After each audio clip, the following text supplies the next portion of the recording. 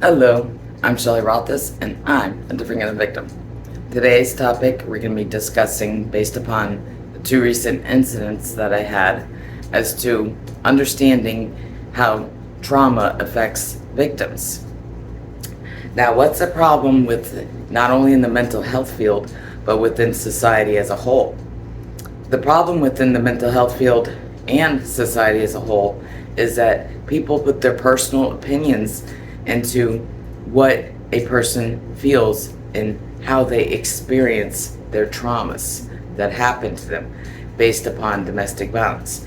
That's where domestic violence culture comes into play too. So, first off, shelters. What do they call them? Women's shelters. Domestic violence happens to both females and males. I've gone over that before. So what's another problem? Another problem is that domestic violence places that are supposed to help victims actually discriminate against victims of abuse. Why is that? Because they only help, certain shelters only help victims of abuse based upon what type of abuse it is. So, there's certain shelters that will only consider it domestic violence if it was in an intimate partnership. What does that do to other victims of domestic violence? That minimizes them and their trauma, telling them, well, if you weren't in an intimate partnership, that means it didn't hurt you as bad. What else does that do? That actually encourages and enables, and you're engaging in the cycle of abuse to continue by doing that. Exactly. Because what do people see? It's almost like laws. We in the mental health field should know better. That we don't go by the laws. We sat there in class laughing at how the law handles people of victims of abuse and how they treat them. But you know what? We are flawed as well. That is absolutely correct. So when they encourage, engage, and enable it to continue by discriminating against just domestic violence victims, because society will look at that and say, oh, so most shelters mainly help only those that were in intimate partnerships, or even they have to have children. So the others didn't suffer as much, right? Wrong. But that makes others think that too, because society sees that and others do too. So that makes abuse happen more often in other areas as to abuse. And it's based on the victim and that trauma as to what trauma affected them badly, and if it affected them badly and how badly. And everybody needs help when they need it. It shouldn't matter whether they were in an intimate partnership, whether it was with a family member, their age. It shouldn't matter what gender they are. It shouldn't matter. They should be treated, equally. That's just as bad as discrimination against somebody based upon the color of their skin. Exactly. A huge flaw in the mental health field and society. So based on the two recent incidents, most people would think that the first one affected me badly or stressed me out the most. No. Actually, it was the second one where the man came up to me and spit on me. And this is the same man that has stalked and harassed other women that have lived at this apartment complex. So this one has a pattern. I didn't like him from the start, and I especially don't like him now, knowing that he has a pattern of abuse that he does regularly. The other person in the other incident, I don't hate them. I actually hope the best for them, just like I do for my father and Ken. I don't know how those pan out as to my future.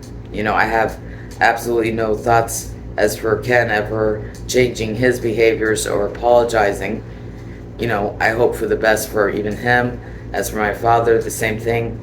I don't have any expectations of him changing his behaviors, but who knows? As for Grumster, I actually believe that he has it somewhat in him, and like I stated, I would see him as the most likely to apologize and change his behaviors and ways if he really wanted to. But then again, I related him to my father as being a little bit more weak, but that's only due to be under somebody else's control. Just like my father is under the control of the cult leader, my mother. But that's a little bit different considering, he's married to my mother and he's in love with her. As for Grumster, that's a different situation.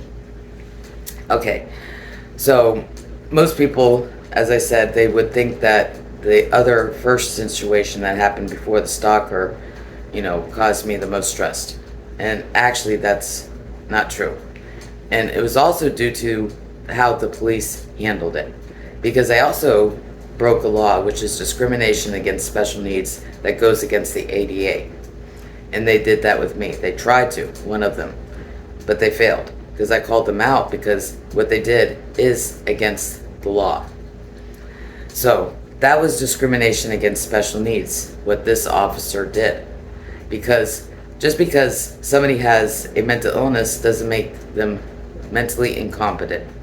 And I actually feel sorry for this person's family member that they brought up stating, well, my mother has a mental illness. That happens to victims too. They're automatically thought, well, maybe they have a mental illness and they're just lying about this happening. And this was based on the stalking incidents. And if they were smart and this person was smart, they would actually look into it and talk to management and find out about the past. Because actually, I've heard that there's records on this same person that lives here that has been warned by the management of the apartment complex here. Unfortunately, the person that gave him warnings is long gone. There's been 2 other management since then. And he's been warned. So this has happened previously. And it's been actually reported to the police previously. So, one of the problems, like I've stated, is the bullying cult clients that encourage, and engage in abuse. It was quite funny because today, the stalker was with his, gossip bullying cult clan, and they're over there trying to mess with me, act like, because, they're talking about me, they're trying to act like it's bothering me, and they're looking at me and, oh my goodness, I was on the phone with my friend, I was cracking up laughing.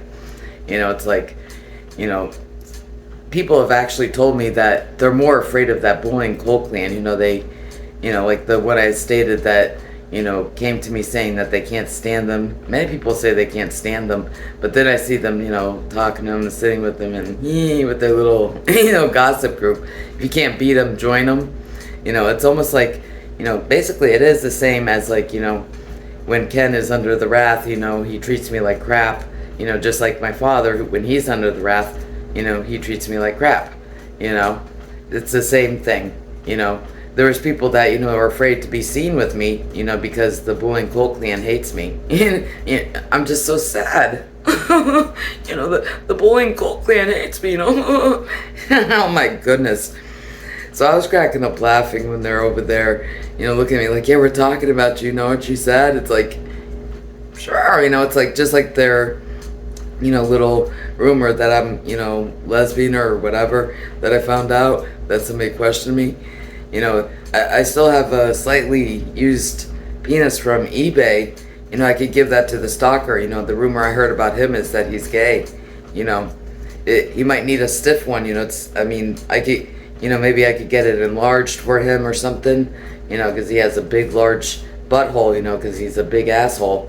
It might, need a larger one. So, I'll even make sure that I'll order him a whole new one from eBay. Get a slightly used, enlarged, penis to stick up his butt. Maybe he could attach it to his butt. To, warn other females that he's a stalker. He's a a-hole with the dick hanging off his ass. I I mean, this guy, he hated me from day one, right when I moved in, and he started making these, complaints, false complaints. If he hears, music outside, because I'm playing music while I walk. And one time me and a couple other females were sitting outside and talking, and he yelled out to us to shut up, 'cause he could hear us from his apartment. And then he comes outside, yells at us again about talking because he could hear us, like it's our fault. It's the daytime, And, I always use, fart jokes, or as a way for comebacks, hey, it's just joking. My goodness. I have a silly sense of humor. So what I told him, I asked him if if it's all right if I farted. He didn't like hearing us talk, but farts can make noise too, so I wanted to make sure that if I farted, it was okay with him, because he was telling us not to talk, So he looked at me, he's like, you can do whatever you want. All these people are afraid of these bullying cult clans, because they might spread rumors, they're really scary, But, they have this stalker in there, so he, if those females out there, if they don't follow that bullying cult clan, like those morons in that bullying cult clan that, engage in it, they're actually enabling and encouraging with that abuser who stalks these women and has been doing it for years, So, as for, comparing the two incidents, I have to say that the first person in that first incident, I don't hate that person, I hate the fact of what happened and what I lost, as I had described as for grievance.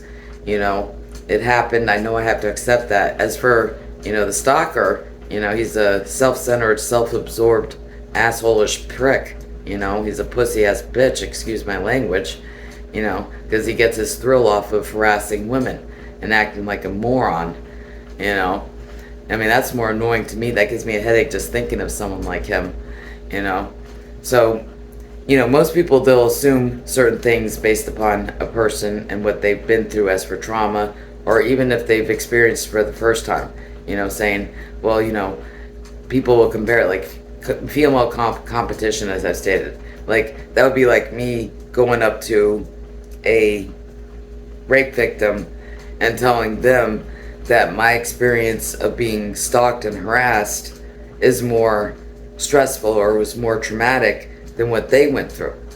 You can't say that just because it was stressful to you, more stressful to you, even though I've been a rape victim and a sexual assault victim, you can't say that this was more stressful than that for me. Just like I stated in previous videos, is that the thing that traumatized me the most was my 3 assholics, not the rapes.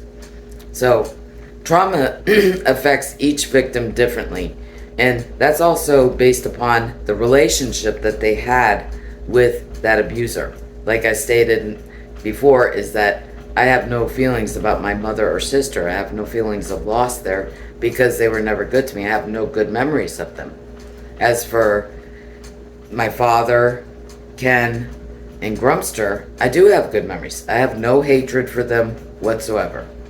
Just like with the stalker, compared to the one that happened to me recently.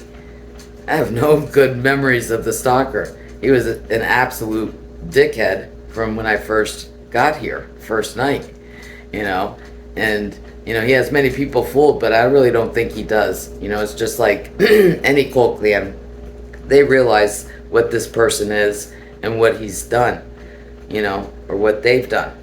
It's being a self-centered prick, an asshole with them.